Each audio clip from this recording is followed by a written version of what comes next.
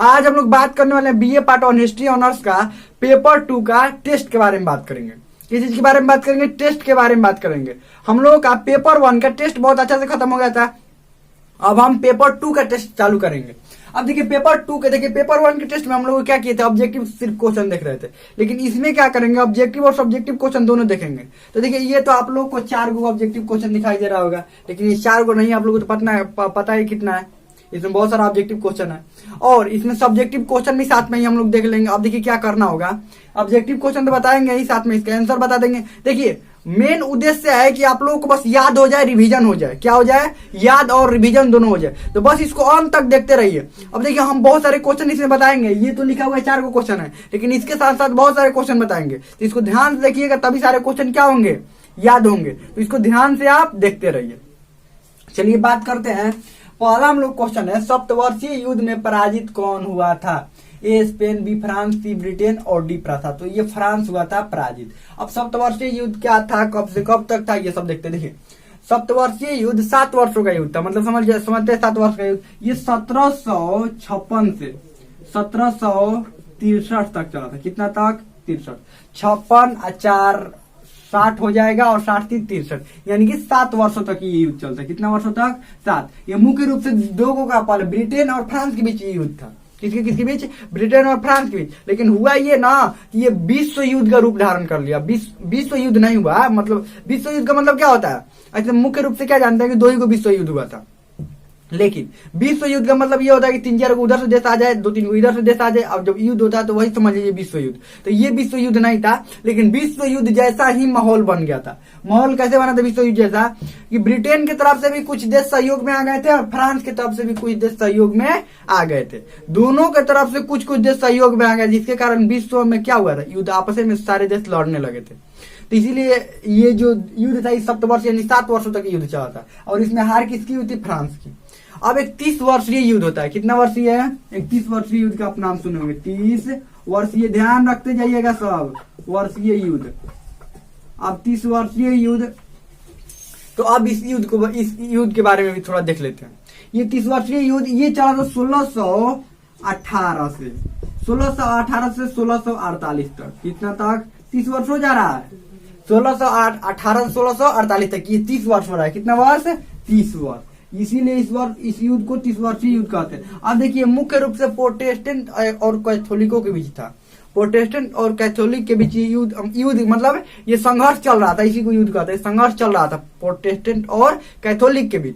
लेकिन हुआ कि ये कुछ देश सहयोग में आने लगे, दोनों की तरफ से, प्रोटेस्टेंट और कैथोलिक की तरफ से। तो एक तरफ से स्पेन भी आया था, एगो तरफ से स्पेन भी आया था, जिसमें इसमें हार किसकी हुई थी? 30 वर्षीय युद्ध में अगर पूछ लिया जाएगा कि हार किसकी हुई थी, तो इसमें स्पेन की हार हुई थी। ध्यान रखिएगा, 30 वर्षीय युद्ध में स्पेन की हार हुई थी, 7 वर्षीय युद्ध में फ्रांस की हार हुई थी। समझ में आ गया? आगे बढ़ते हैं। अमेरिका स्वतंत्र कब हुआ? ये 1774, बी 1775, सी 1776 और डी 1783। इस 1776 में इसकी स्वतंत्रता की घोषणा कर दी गई। किसकी? अमेरिका की। लेकिन पूर्ण रूप से स्वतंत्रता मिली, संघर्ष एकदम सब चीज अंत हुआ 83 में। लेकिन माना कब जाता है कि स्वतंत्र कब हुआ? 1776 में। घोषणा कब कर दी गई थी? 1776 में ही इसको घोषणा कर दी गई, आजाद हो गया। कौन? अमेरिका। अब अमेरिका देखिए, अमेरिका आजाद हुआ, लेकिन ये पूरी तरह से कब दिया गया? इसको सौंपा गया 83 में। अब इसको समझ लेते हैं कि ये अमेरिका के ये जब युद्ध हो रहा था, अमेरिका की स्वतंत्रता जब मिली थी, उस समय ये इंग्लैंड के जो शासक कौन थे, इंग्लैंड का राजा कौन था? अब इंग्लैंड के बारे में क्यों जानेंगे? क्योंकि इस पर कब्जा कौन किया था? इस पर अमेरिका पर कब्जा कौन किया था? इंग्लैंड है ना, ब्रिटेन है ना, यही ना सारे जगह जा जाकर दूसरे को गुलाम बना रहा था। कौन गुलाम बनाने का काम किसका चल रहा था? यही ब्रिटेन वालों को, अंग्रेजों का ही काम था। तो यहाँ पर भी वही किया था। तो यहाँ पर युद्ध हुआ, जिसके कारण ये कौन हारे? ब्रिटेन वाले हारे। तो ये उस समय ब्रिटेन का राजा कौन था? जब यहाँ पर क्रांति हो रही, यहाँ पर जब युद्ध हुआ था, अमेरिका जब स्वतंत्र हुआ था, तो वहां पर राजा कौन था? तो ये इंग्लैंड का उस समय राजा था किंग जॉर्ज तृतीय। किंग जॉर्ज तृतीय था। उसके बाद अब अमेरिका का प्रथम राष्ट्रपति पूछा जाता है कौन है? तो ये जॉर्ज वाशिंगटन था। ध्यान रखिएगा, अमेरिका का प्रथम राष्ट्रपति जॉर्ज वाशिंगटन। और ये उस समय राजा कौन था इंग्लैंड का, जब ये हो रहा था ये जब अमेरिका स्वतंत्र हुआ था उस समय राजा कौन था? जॉर्ज तृतीय, किंग जॉर्ज तृतीय। आगे बढ़ते हैं। टेलीस्कोप का आविष्कार किसने किया था? ए कोपरनिकस, बी मार्टिन लूथर, सी गैलीलियो, डी कॉल्विन। ये था गैलीलियो। टेलीस्कोप का आविष्कार किसने किया था? गैलीलियो। उसके बाद आगे बढ़ते हैं। मैकियावली का जन्म किस देश में हुआ था? A Germany, B England, C France और डी इटली। तो ये मैकियावली का जन्म इटली में हुआ था। ये बहुत अच्छे कवि थे, राजनीतिज्ञ थे। राजनीति में बहुत बढ़िया जानकारी थी। किसकी? ये मैकियावली की राजनीति में बहुत बढ़िया जानकारी थी। ये इटली के थे। कहाँ के थे? इटली के। एक दांते, पूछा जाता है कि दांते कहाँ के कवि थे? ये दांते जो थे ये भी इटली के ही थे और ये भी बहुत अच्छे कवि थे। वहां के राष्ट्र कवि भी घोषित किए गए थे। कहाँ के? इटली के राष्ट्र कवि भी घोषित किए थे। कौन? दांते इटली के राष्ट्र कवि भी घोषित किए गए थे। और मैकियावली भी कहाँ के थे? इटली के। दोनों बातों को ध्यान रखिएगा। ये हमें लगता है कि इतना ऑब्जेक्टिव समझ में आ गया होगा। ये सारे चीज आपको रिविजन हो गया होगा। उसके बाद हम लोग थोड़ा सब्जेक्टिव क्वेश्चन देख लेते हैं। और ये सारे सब्जेक्टिव क्वेश्चन का आंसर अगर लिखकर भेजना हो तो आप टेलीग्राम ग्रुप में क्या कर सकते हैं? लिखकर भेज सकते हैं। और भेजने से ये होगा कि हम चेक करके आपको बताएंगे कि हाँ कितना सही किए हैं, कितना गलती किए हैं, सही कहाँ लिखना चाहिए। बस यही।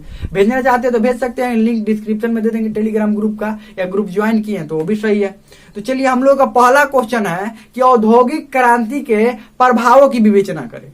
क्या करें? औद्योगिक क्रांति के प्रभावों की विवेचना करें। औद्योगिक क्रांति के बारे में बहुत बढ़िया से पढ़ा दिए हैं। और देखिए, इसको इस तरह से भी क्वेश्चन पूछा जाता है, ध्यान रखिएगा।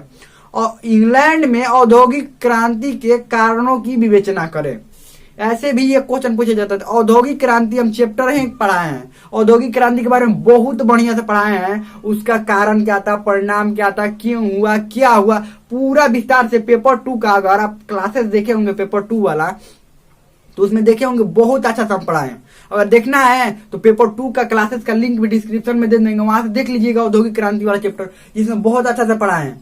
तो इसको दो तरह से क्वेश्चन पूछा जा सकता है, ध्यान रखिएगा। औद्योगिक क्रांति के प्रभावों की विवेचना करें, या ऐसे भी पूछा जा सकता है कि इंग्लैंड में औद्योगिक क्रांति के कारणों की विवेचना करें, या प्रकाश डाले। ये सब भी क्वेश्चन आ सकते हैं। तो ये अलग अलग तरीके से, यही औद्योगिक क्रांति, ऐसे भी आ जाएगा औद्योगिक क्रांति से आप क्या समझते हैं। तो औद्योगिक क्रांति के बारे में जानते रहेंगे तो लिख देंगे। ठीक है, चलिए हम लोग अगला क्वेश्चन देखते हैं। यूरोप में धर्म सुधार आंदोलन की कारणों की चर्चा करें। यूरोप में धर्म सुधार आंदोलन के कारणों की चर्चा करें, या यूरोप में, ऐसे भी आ जाएगा ये, यूरोप में धर्म सुधार आंदोलन के परिणाम या प्रभावों की क्या करें? विवेचना करें। ऐसे भी ये क्वेश्चन आ सकता है। तो ये अगर इसका आंसर लिखकर भेजना हो तो आप टेलीग्राम ग्रुप में क्या कर सकते हैं? लिखकर भेज सकते हैं। उसके बाद अगला क्वेश्चन है कि यूरोप में पुनर्जागरण के प्रभावों की विवेचना करें, या यूरोप में पुनर्जागरण का क्या कारण था। तो पुनर्जागरण वाला चैप्टर में बहुत अच्छे से हम पढ़ाए हैं। पुनर्जागरण वाला अगर पेपर 2 का आप चैप्टर देखेंगे तो हम पढ़ाए हैं, आपको याद भी होगा। बहुत सारे बच्चों को तो सब याद भी होगा, या नोट्स बनाए होंगे तो उसमें से आप देख सकते हैं। तो इसका भी आंसर आप क्या कर सकते हैं? लिखकर भेज सकते हैं। हम लोग समझ में आ गया होगा। कोई भी डाउट हो, कोई भी क्वेश्चन हो तो आप कमेंट में पूछ सकते हैं। और इस टेस्ट का और लगभग 2-3 को क्लास आएगा। इस टेस्ट का कितना आएगा? और 2-3 को क्लास। और इसका मेन उद्देश्य यही है कि आपका रिवीजन हो जाए, बढ़िया से आपका क्या हो जाए? रिवीजन हो जाए। हम लोग समझ में आ गया होगा। कोई भी डाउट हो, कोई भी क्वेश्चन हो तो आप कमेंट में पूछ सकते हैं। हम लोग समझ में आ गया होगा।